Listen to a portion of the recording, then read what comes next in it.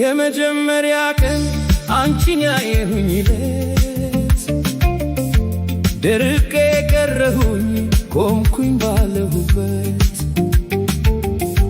ከዛች ቀን በኋላ አፍቃሪሽ ሆንኩልሽ።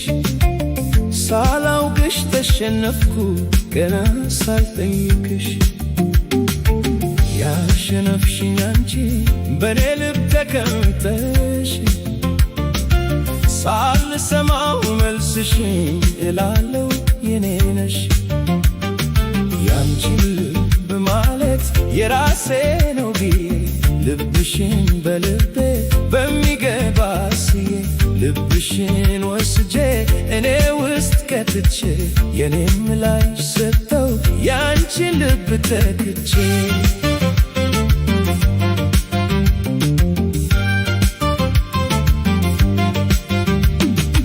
ከዛ በኋላማ ሳላፍር ስላንቺ ብዙ አወራለሁ። አንቺን ሳላሞግስ መቼ ውዬ አድራለሁ።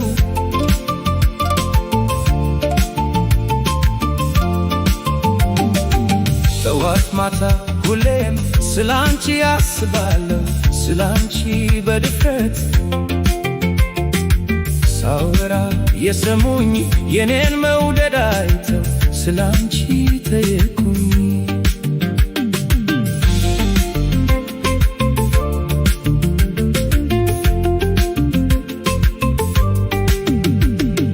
ቆይ እስኪ ምን ናት ያሉ አዋከቡኝ።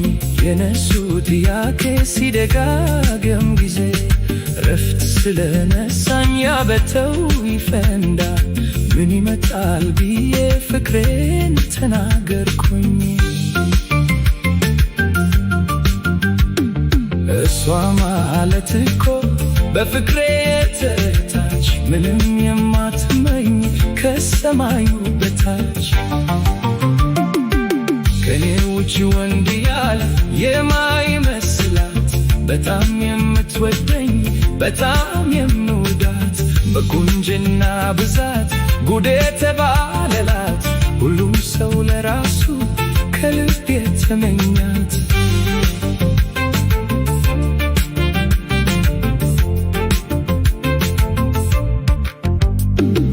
ከማንም ሰው በላይ የምታፈቅረኝ ናት አልኳቸው በድፍረት የኔ ብቻ ሴት ናት።